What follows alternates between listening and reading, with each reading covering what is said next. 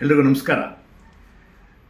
ಯೋಗೀಶ್ ಅಪ್ಪಾಜಯ್ಯ, ಮಾಜಿ ಅಧಿಕಾರಿ, ತೋಟಗಾರಿಕೆ ಇಲಾಖೆ, ಕರ್ನಾಟಕ ಸರ್ಕಾರ, ರಾಷ್ಟ್ರ ಮತ್ತು ರಾಜ್ಯ ಮಟ್ಟದ ಸಂಪನ್ಮೂಲ ವ್ಯಕ್ತಿ, ತರಬೇತುದಾರ ಹಾಗೂ ಸಲಹೆಗಾರ ಹಾಗೂ ಅಗ್ರ ಪ್ರೇರಕ ಭಾಷಣಕಾರ. ಬಹುತೇಕ ನೀವು ನನ್ನ ಪ್ರೇರಣಾ ಸರಣಿಯ ಭಾಗ 1ರಿಂದ 11ರವರೆಗೆ ಬಹುಶಃ ನೀವು ಈಗಾಗಲೇ ನೋಡಿದರೆ, ಅಂದರೆ ನಾನೊಬ್ಬನೇ ಕರ್ನಾಟಕ ರಾಜ್ಯದಲ್ಲಿರೋನು ಅಂತಲ್ಲ. ಬಹುತೇಕ ನಾನು ಬೇರೆ ಬೇರೆ ಕಾರ್ಯಕ್ರಮಗಳಿಗೆ ಸಂಪನ್ಮೂಲ ವ್ಯಕ್ತಿಯಾಗಿ ತರಬೇತುದಾರನಾಗಿ ಹೋಗ್ತಾ ಇರ್ತೀನಿ. ನಾನು ಯಾವುದೇ ಕಾರ್ಯಕ್ರಮಗಳಲ್ಲಿ ಯಾವುದೇ ವೇದಿಕೆಯಲ್ಲಿ ಮಾತಾಡಿದ್ರೂ ಸಹ ಬಹುತೇಕ ನಾನು ಮಾತಾಡ್ತಾ ನಿರಂತರ 4 ಗಂಟೆ ಮಾತಾಡೋಂಥವನು, 4 ಗಂಟೆ, 2 ಗಂಟೆ, 3 ಗಂಟೆ ಬೇರೆ ಬೇರೆ ಕಾರ್ಯಕ್ರಮಗಳಲ್ಲಿ ಮಾತಾಡೋಂಥವನು. ಸಾಧ್ಯವಾದಷ್ಟು ಮಟ್ಟಿಗೆ ನಾನು ಸಂಪೂರ್ಣ 100ಕ್ಕೆ 100 ಕನ್ನಡ ಭಾಷೆಗಳಲ್ಲೇ ಭಾಷೆಯನ್ನೇ ಬಳಸಿ ನಾನು ಮಾತಾಡೋಂಥದ್ದು. ಅನಿವಾರ್ಯವಾಗಿ ಅಥವಾ ಮಾತಾಡೋಂಥ ಒಂದು ವೇಗದಲ್ಲಿ ಅಚಾನಕ್ಕಾಗಿ ಅಥವಾ ನನ್ನ ಅರಿವಿಗಿಲ್ಲದೆ ಆಂಗ್ಲ ಪದ ಬಳಕೆ ಆಗ್ಬೋದೇ ವಿನಃ, ಅಥವಾ ಅನಿವಾರ್ಯ ಅನಿಸಿದ್ರೆ, ಯಾಕಂದರೆ ಯಾವ ರೀತಿ ಆಗಿದೆ ಅಂದರೆ ಭಾಷಾ ಪ್ರಭಾವ, ಕೆಲವೊಮ್ಮೆ ನಾವು ಸಂಪೂರ್ಣ ಕನ್ನಡ ಪದ ಬಳಕೆ ಮಾಡಿದ್ರೂ ಸಹ ಅರ್ಥ ಆಗಲ್ಲ, ಆ ರೀತಿ ಆಗಿದೆ. ಅಂಥ ಸಂದರ್ಭಗಳಲ್ಲಿ ಮಾತ್ರ ನಾನು ಆಂಗ್ಲ ಪದಗಳನ್ನ ಬಳಕೆ ಮಾಡ್ತೇನೆ. ಇಲ್ಲ ಅಂತ ಅಂದರೆ ಸಂಪೂರ್ಣ 100ಕ್ಕೆ 100 ಅಂತ ಹೇಳಿದ್ರು ತಪ್ಪಾಗಲಾರ್ದು, 100ಕ್ಕೆ 100 ಕನ್ನಡದಲ್ಲೇ ಸಂಪೂರ್ಣ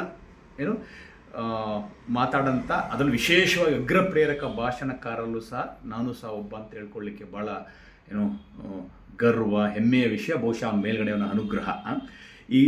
ಇದನ್ನು ಹೇಳ್ತಾ ಈಗ ಇವತ್ತು ಭಾಗ 12ಕ್ಕೆ ತಮ್ಮೆಲ್ಲರಿಗೂ ಆತ್ಮೀಯವಾಗಿ ಸ್ವಾಗತ ಕೋರ್ತೇನೆ.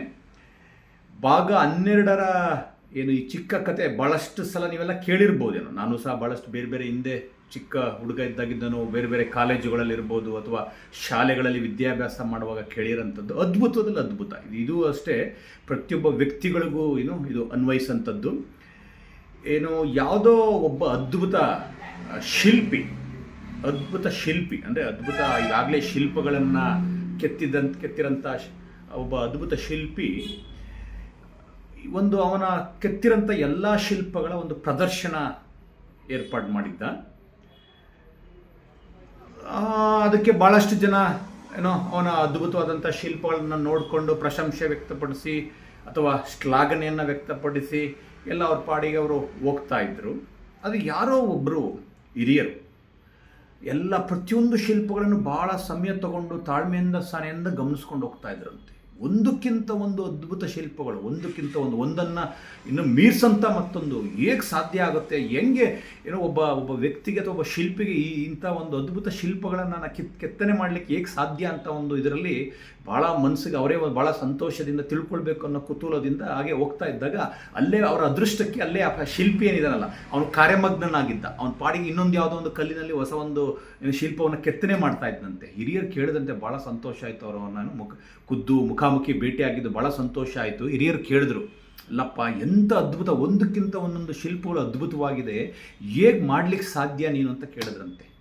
ಆ ಶಿಲ್ಪಿ ಅವನು ಭಾಳ ಕಾರ್ಯಮಗ್ನನಾಗಿದ್ದ, ಅವನ ಕಾಯಕದಲ್ಲಿ, ಅವನ ಕೆಲಸದಲ್ಲಿ ಕಾರ್ಯಮಗ್ನನಾದಂಥವನು, ಹಾಗೆ ಕೆತ್ತುತ್ತಾ ಇದ್ದಂಥವನು. ಅವ್ರು ಹೇಳಿದ ಪ್ರಶ್ನೆ ಕೇಳಿಸ್ಕೊಂಡ, ಅವನು ಕೆಲಸ ಮಾಡ್ತಾ ಇದ್ದವನು ಅಂತವನು ಆ ಹಿರಿಯರ ಹತ್ರ ತಿರುಗಿ ನೋಡಿ ಹೇಳಿದಂತೆ, ಸ್ವಾಮಿ, ನಾನೇನು ಶಿಲ್ಪಗಳನ್ನು ನಾನೇನು ಕೆತ್ತುತ್ತಾ ಇಲ್ಲ, ಬದಲಾಗಿ ಪ್ರತಿಯೊಂದು ಕಲ್ಲಿನಲ್ಲೂ ಅದರ ಒಳಗಡೆನೆ ಈಗಾಗಲೇ ಅದ್ಭುತವಾದಂಥ ಒಂದು ಶಿಲ್ಪಗಳು ಅದರ ಒಳಗಡೆನೇ ಇದೆ.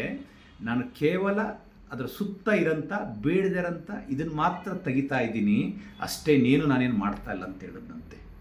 ಬಹುಶಃ ಅದರ ಒಳಾರ್ಥ ಅದ್ಭುತದಲ್ಲಿ ಅದ್ಭುತ. ಪ್ರತಿಯೊಂದು ಕಲ್ಲಲ್ಲೂ ಒಂದು ಮೂರ್ತಿ ಇದೆ, ಒಂದು ಶಿಲ್ಪ ಅನ್ನಂತ ಅದರಲ್ಲಿ ಅಡಕವಾಗಿದೆ, ಅದರಲ್ಲಿ ಅಲ್ಲೇ ಒಳಗಡೆ ಇದೆ. ಅದು ನಾನೇನು ಮಾಡ್ತಾ ಇದ್ದೀನಿ ಅನ್ನೋದಕ್ಕೆ ಸುತ್ತ ಇರೋಂಥ ಬೇಡದಿರೋಂಥ ಇವುಗಳನ್ನ ಮಾತ್ರ ತೆಗಿತಾ ಇದ್ದೀನಿ ಅಂತ ಹೇಳಿದಂತೆ.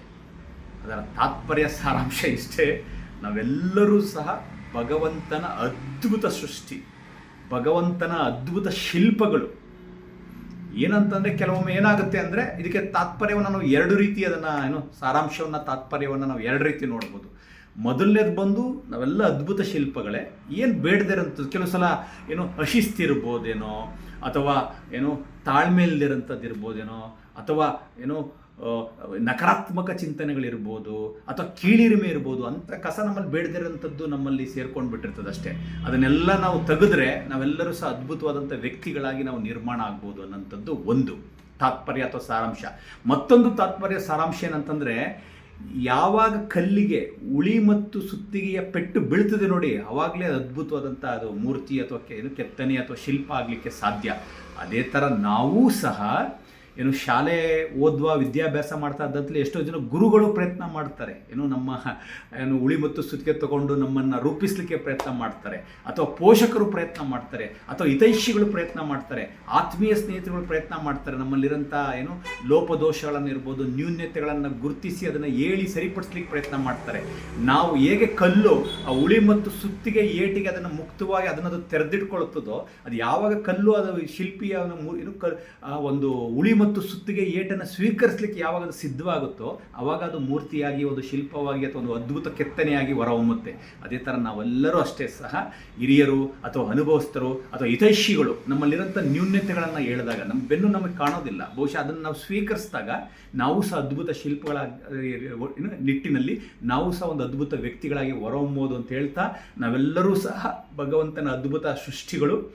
ಯಾರೂ ಪರಿಪೂರ್ಣರಲ್ಲ, ಪ್ರತಿಯೊಬ್ಬರಲ್ಲೂ ಅವರದೇ ಆದಂಥ ನ್ಯೂನ್ಯತೆಗಳಿರ್ತದೆ, ಸಾಮರ್ಥ್ಯಗಳಿರ್ತದೆ. ಆಂಗ್ಲ ಭಾಷೆಯಲ್ಲಿ ಸ್ವಾಟ್ ಅನಾಲಿಸಿಸ್ ಅಂತ ಕರೀತಾರೆ. ಅಂದರೆ ನಮ್ಮಲ್ಲಿರೋಂಥ ಸಾಮರ್ಥ್ಯಗಳನ್ನು ಮತ್ತು ನ್ಯೂನ್ಯತೆಗಳನ್ನು ನಾವೇ ಅದನ್ನು ಗುರುತಿಸಿ ನಮ್ಮ ಸಾಮರ್ಥ್ಯಗಳನ್ನು ಬಳಸ್ಕೊಳ್ತಾ ನಮ್ಮ ನ್ಯೂನ್ಯತೆಗಳನ್ನು ಸರಿಪಡಿಸ್ಕೊಳ್ಳೋಂಥ ನಿಟ್ಟಿನಲ್ಲಿ ನಾವೆಲ್ಲ ಪ್ರಯತ್ನ ಮಾಡೋಣ ಅಂತ ಹೇಳ್ತಾ ಭಾಗ 12 ಇಲ್ಲಿಗೆ ಮುಗಿಸ್ತಾ ಇದ್ದೇನೆ. ಮತ್ತೊಮ್ಮೆ ಮಗದೊಮ್ಮೆ ಮನವಿ, ನನ್ನ ಎಲ್ಲ ಪ್ರೇರಣಾ ಸರಣಿಯ ಭಾಗಗಳನ್ನು ನೋಡಿ, ಕುಟುಂಬದ ಸಮೇತ ಕೂತ್ಕೊಂಡು ನೋಡಿ, ಯಾಕಂದರೆ ಎಲ್ರಿಗೂ ಅನ್ವಯಿಸಂಥದ್ದು. ಮತ್ತು ನಿಮ್ಮ ಗೊತ್ತಿರೋಂಥ ನಿಮ್ಮ ಸಂಪರ್ಕಗಳಿಗೆ ಅಥವಾ ಸಾಮಾಜಿಕ ಜಾಲತಾಣಗಳಿರಂಥ ಎಲ್ಲ ವಿವಿಧ ಗುಂಪುಗಳಿಗೆ ಅದನ್ನು ಹಂಚ್ಕೊಳ್ಳಿ ಅಂತ ಹೇಳ್ತಾ ಭಾಗ 12 ಮುಗಿಸ್ತಾ ಇದ್ದೀನಿ. ನಮಸ್ಕಾರ.